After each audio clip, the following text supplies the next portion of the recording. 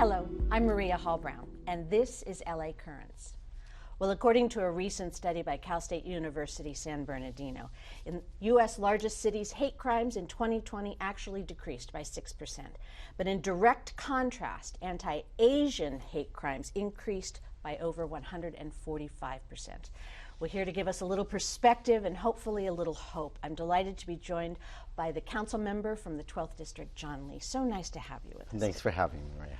Well, that's a terrifying statistic, and I think we all became aware of the surge against Asian Americans and Pacific Islanders, and it was sort of blamed on political rhetoric. Do you think that that is where this started? I think it's just another example of scapegoating the Asian American community. Throughout our history here in America, unfortunately, we have some incidents that are very similar to what's happening now. The Exclusion Act, where because of the declining wages in the West Coast, where Chinese Americans probably made up, I think it was 0.002% of the workforce, right, but they were blamed for it, and so actions were taken against them, whether it was during World War II, the camps where the internment camps where Japanese Americans were being held. And this is just another example where, unfortunately, sometimes leaders use things to deflect and need someone to point at as the reason for whatever the problems are. And this is just another example of that, unfortunately. I have another question that sort of tags along that. I remember many years ago when there was this huge focus on abused children. And one of the things that was brought up is that the fact that the abuse had always taken place. Mm-hmm. It was that we just were not aware of it, that we just did not hear about it. And now that the focus was being put on that subject, more people were reporting and more people were actually stepping up.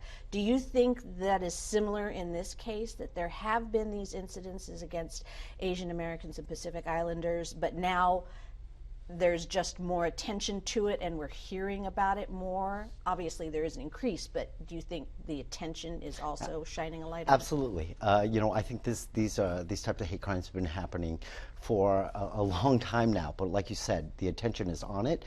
But now we're seeing these incredibly egregious attacks on people who are the elderly in the Asian American community that are the most vulnerable part of our community is being attacked for no reason. My own mother, who immigrated to this country in 1962, is an American, a proud American, is afraid to leave her apartment because of fear of what's going on in these attacks. And so, while I think they've always been, the highlight is there now, and so just more attention, which is something where, we've asked the communities, because sometimes, whether it be for cultural reasons or language barrier or even fear, that we haven't been reporting what has been happening out there. And I think right now, because of the attention, people are feel more free to be able to report what's happening to them. So it's always been there, unfortunately. I do want to talk about the reporting part of it, but you just mentioned something that is highly personal to you. Mm-hmm. What do you say to your mom? I mean, you are a person that has been in public service your whole life. You are in a position of authority. You are in a position of awareness. What do you say to your mom on the phone when she says, John, I don't want to go out? Well, honestly, I don't know what to say. I don't blame her for that fear. We've seen it over and over. Even recently, a woman who's not even of Asian background, a Hispanic woman, on a bus here in our area. Someone thought that she was of Chinese descent and just started attacking her right on the bus. Fractured her face, bruised up, for no reason. The elderly lady, 85 years old, just getting off a bus, and someone just out of the blue attacked her. These are things that they're truly palpable. This fear that that unfortunately so many people in the Asian community are feeling right now, and it's a scary time. This is so ugly and unfathomable to people. I would think most people, general populace, can't imagine, such an atrocious act against, especially somebody so vulnerable as our elderly and people that should be cherished. But there is also a lot of stuff, I imagine, that's happening behind the headlines where we're not hearing these big things. What are some of the subtle nuance things that are happening that we may not know about in the news or in the newspaper? Well, one of the, if you can call them positive things about what's happening right now, I've really never seen the Asian communities, right? There's so many different numbers of Asian communities really coming together right now. Not as different communities, but as one, to really try to not only to share the experiences that they've gone to, and which are very, very similar to all of our sort of experiences in growing up in this country, that sharing those experiences is very important, but also trying to work together on what should our short-term goals be. What are those long-term goals? I often say that I love this country, but I also love my heritage, my Korean background, and celebrate the different cultures. But that doesn't make me any less American or make me love this country any less. And I think that's an experience that a lot of Asian Americans, unfortunately, have felt, that for so long we're just a marginalized community that truly has almost tried to emphasize our Americanness. And sometimes, growing up for me, I was almost ashamed because I tried to suppress that Korean side of me, the background, right? And while I'm very proud of that, it was so very important for me to be accepted as American that I, was constantly trying to push that side. And that's something that, obviously was, I look back as being, an unfortunate experience that I had to go through. Okay, and this is a tough one, and really none of my business. But why did you feel that way? Was it people around you? Was it just society at large? Sure, it's, we never really had a lot of sort of Asian role models in TV. And if they were in the movies, there were always sort of caricatures of, the Asian community. Constantly being asked, where are you from? And being a Valley kid, all 50 years of my life, and I'd say, I'm from Northridge, and then they're like, well, right, but where are you really from? And where I felt like my friends weren't getting that same question, and it was almost like I remember having a conversation with one of my best friend's parents, and they said, John, we're always proud to say, we're Italians, and I tried to explain to them, but because you're generally accepted as being Americans, whereas I'm always made to feel that I'm not, even though I was born here. And that trying to explain to that why my first question is what's your what are you? I'm like, first thing I answer is I'm American, and that type of thing is just something you, as a child, you just didn't see with other people, and so you always felt that need, or people saying wow, your English is so good. Oh, dear. So it's yeah, I'm sometimes I would answer, yeah, it might even be better than yours. Good for you. So. Good for you. Well, you did mention something positive, that there is this unification and this sort of this bonding experience as well as this. But there is an issue of, I guess, historically, and forgive me if this is culturally ignorant, of Asian American communities being hesitant to even make a fuss or to file a report. Is that culturally accurate? Am I being insensitive? No, not at all. I think that is something that's very important. And when we're getting together and talking right now, it's part of that discussion is how we, as the communities that we represent, how do we go back and tell them that how important that is? Because for so long, I think that as whether it's culturally or like I said earlier, a language barrier, but we've always been told to not make waves, right? Just do your work, and if things happen to you, just try to let them go and just keep plodding forward, and to just ignore those things. And really, we're here now just saying enough's enough. I mean, this is not okay. You should not have to go through, to experience these things. And so we're trying to tell our communities that now you need to speak up. And, one of the things that I've said throughout, my time in being in public service is really trying to emphasize to the different communities that I represent, like as far as the Asian communities, how important it is to not only register to vote, but to make sure that you are showing up at that ballot box, and why, that is truly your voice. People who are in power, if you want to make changes to that systemic, issues, often as a child growing up, my mother had businesses in Koreatown, and we would go through Koreatown and notice that there wasn't much green space, parks in areas. It was just all concrete sort of jungle. And growing up, I just sort of kind of understood, because within that Korean community, people weren't asking for that. People didn't understand what government could bring to them. They were focused on their family, focused on their business, but didn't understand the importance of showing up at that ballot, casting your vote, so that people who were in power understood that they needed to listen to them. And so just really stressing that. And I think that right now, we can't let this momentum die down. This is our opportunity. Reach out to our communities and say, if this you speak up when things are happening to you, and you speak up by making sure that you show up at that ballot box. Do you feel like you're actually getting that message out there? Because this has been a priority of yours for a long time.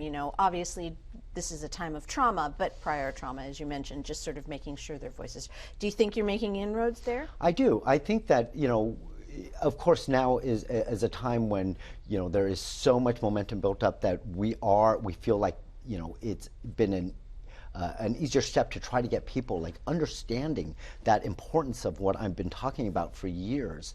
But even over the last decade, as with my community,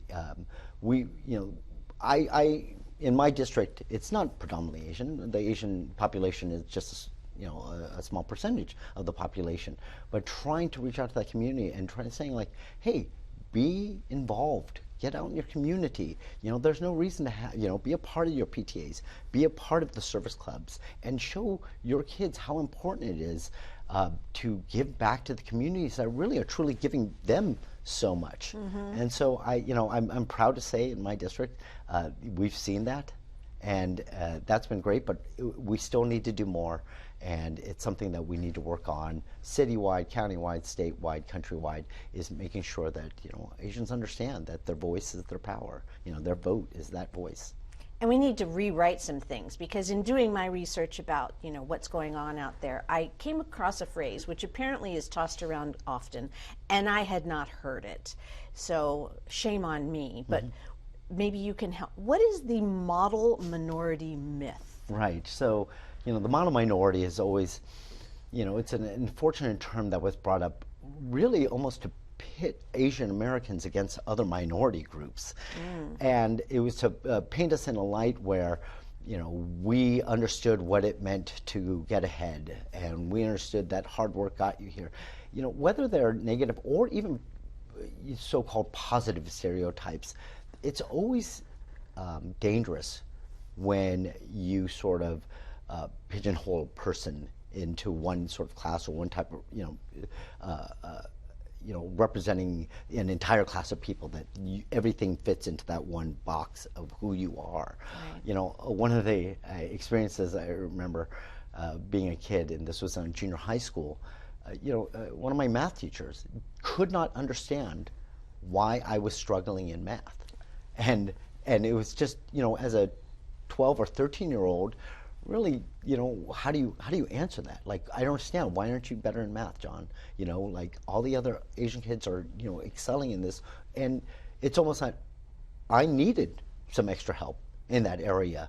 But because of that perceived notion that somehow, maybe I was just slacking, I was just not trying hard enough, I didn't get that extra attention. It was more just put on me like, well, you're just not trying hard enough, John, where, that's an unfortunate, that positive stereotype, that so-called positive stereotype actually hurt me. And so, that's a, personal experience that I can relate to, and it's just an unfortunate thing, especially when you find out the history of it and how it was used to sort of pit, groups against each other. Have you actually, like, hi, I'm your council member. Yeah. Call her back up and say, let me talk to you about what you said to me back then. No, but maybe if I ever run into her, I don't want to mention her name, but if I ever run into her, it's an unfortunate experience. But you know what? During all of this, my community has been really great and really supportive. While I think we see in the headlines that people, like you said, the majority of people, when they reach out to me in my community of all different backgrounds, races and religions, they know how much attention that I've put in over the years to trying to combat hate of any kind. Right. When we had the unfortunate attacks in San Bernardino, a lot of our Muslim mosques were targeted, with all this thing. And it was important for me at that time to bring together people from all religious backgrounds, sure, and show that, look, evil's evil. One person's actions do not define an entire race of people, right. And so because of that and my experience in that, a lot of people have really been reaching out to me and like, wow, John, like, I even got the comment from someone saying, John, can you tell me, like, in a way of, what is it maybe that I'm saying or doing that has right. been, an offensive term or something, and really having a great conversation with this person. And one of the things that I tell people, which is very important, I think, not only regarding this subject, today, unfortunately, we're so ready to just scream at each other, and when we disagree about things, to understand the difference when speech is meant to be hateful and be hurtful, but also to understand that sometimes people use a term that or an idea that if they don't mean it in that way, it's a time for you to educate them. Mm-hmm. Like, and why? Like, what? Hey, and I think just taking that time is so much more productive, right? Mm-hmm. You both walk away going, oh, I understand that, John. Well, thank you for explaining that to me, instead of just reacting and and screaming, because there's just too much of that today, and we need to start to listen and to talk more with each other. Yeah, and to break down those barriers, and also maybe just be a little bit more humble about the fact that we don't know everything. Yeah. You have recently introduced a legislative package for funding and training and education to sort of combat, these hate crimes across a broad swath. So what is this that you've introduced, and what do you want it to be able to achieve? Well, any time that you can collect the data and really try to understand what is really going on, that only leads to better legislation. So right now we're in that data collecting phase, right? And trying to not only collect that data, but to have a campaign around reaching out to the different communities and letting them know what is a hate crime, when do they report something,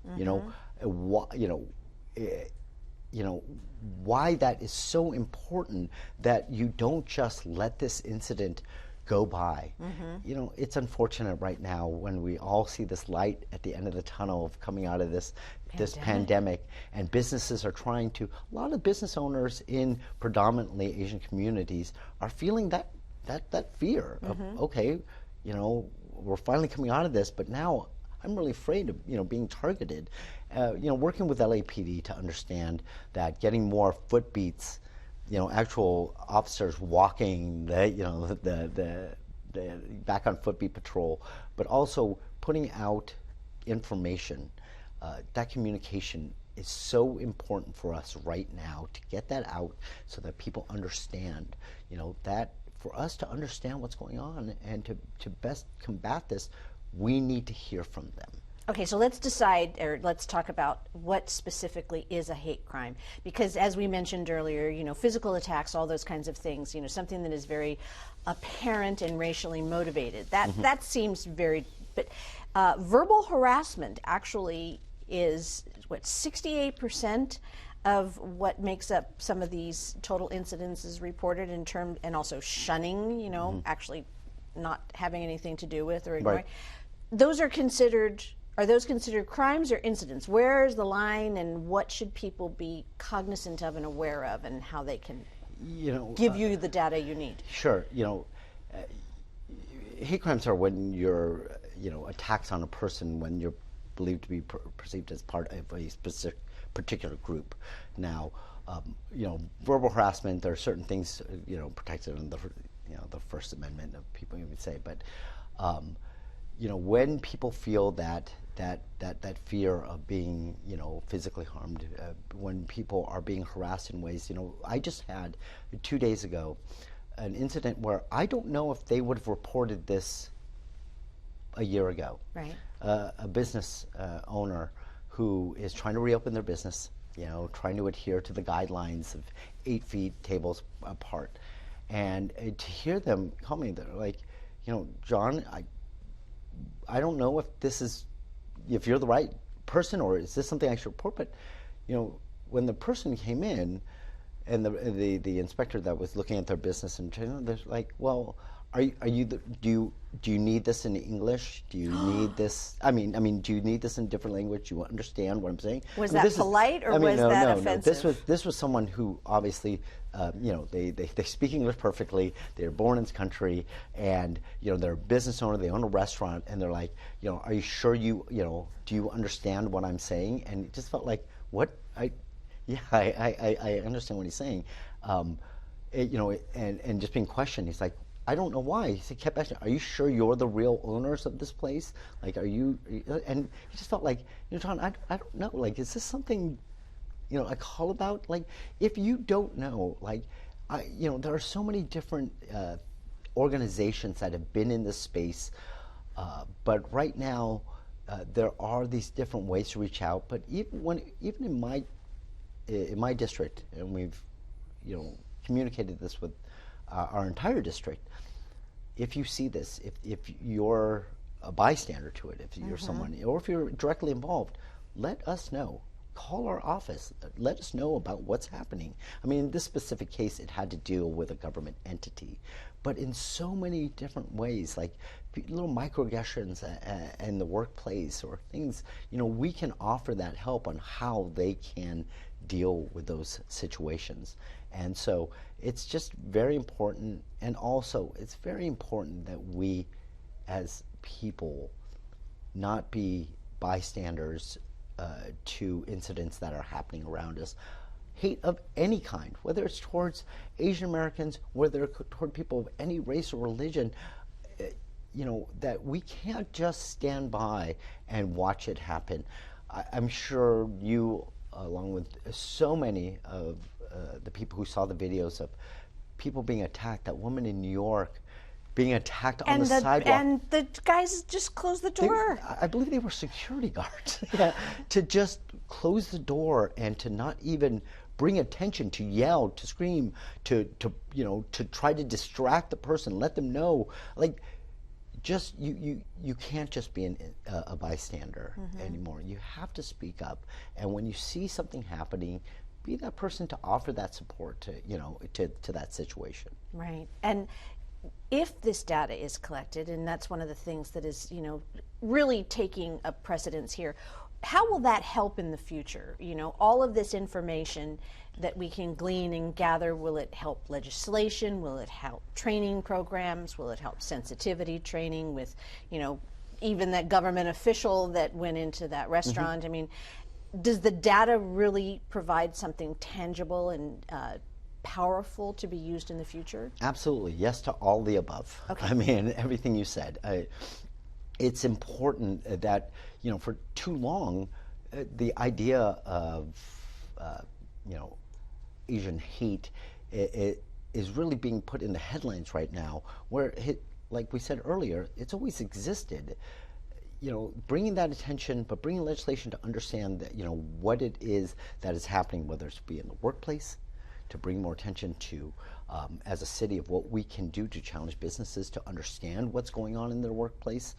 That data data is so important to collect, not only to find out where the hot spots are of activity of this kind, but more so for us to use as a government to understand what we need to do and what the next steps that we need to take to try to combat this. And it will only lead to more things where, even within my own community, where we're trying to, have groups, when we've always done this, to try to have different groups come together and have a facilitator talk about the different things and have open discussions of, why, this thought pattern, or why this, these words or different things, can be hurtful or offensive.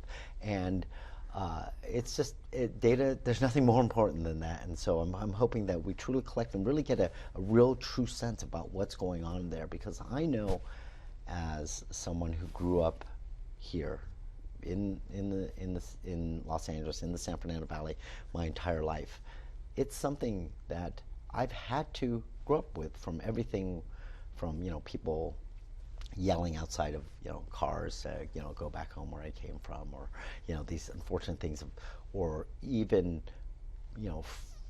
people who are your friends, making certain jokes where you've always felt like you needed to just sort of take it in because you so badly wanted to be accepted.